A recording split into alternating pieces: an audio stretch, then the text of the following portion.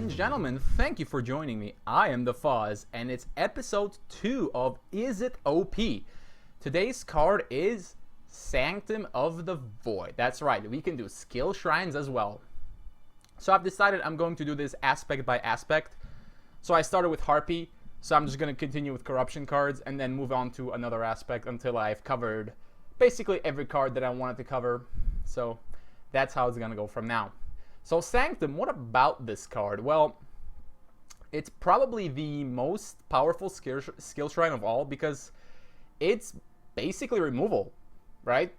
Force your opponent to sack a creature. It's kind of like half of an Infernal Tribute, and it recharges itself. That's what makes it so insane. Now, this card has basically become a staple of pretty much any corruption deck out there. Any deck that goes more than one level of corruption these days actually goes to 3 aspect to include this card.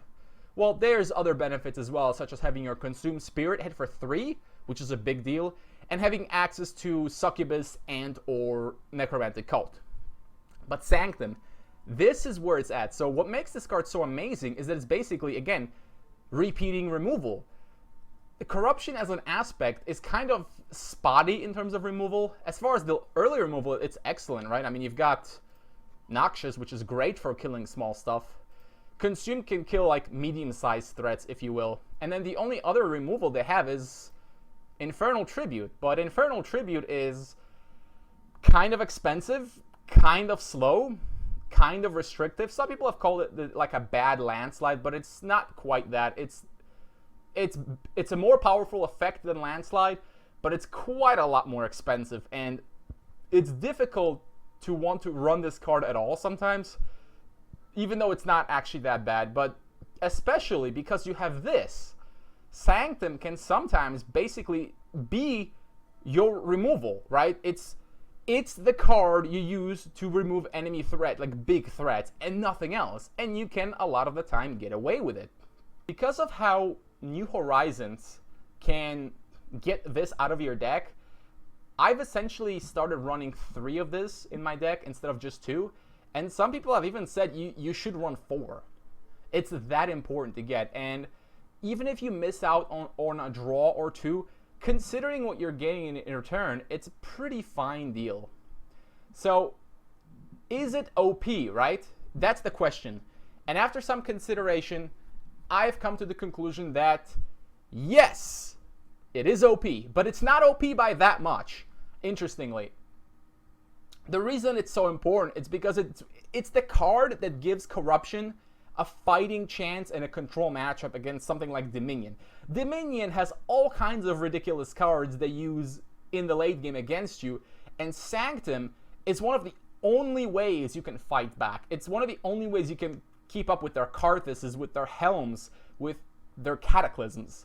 So if Sanctum didn't exist, you basically couldn't compete with Dominion at all. You know, Succubi are nice, but without this card, you have no way to deal with like multiple dangerous creatures, or just dangerous creatures at all, because Tribute is so clunky at 5 mana.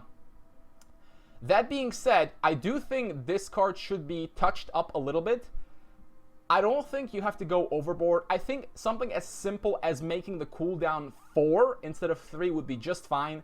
Because at 3, it's a little bit too frequent, where you can just use it basically any time to kill a creature, and in 3 turns, you're going to have it back again. Probably by then, your opponent will have played something dangerous.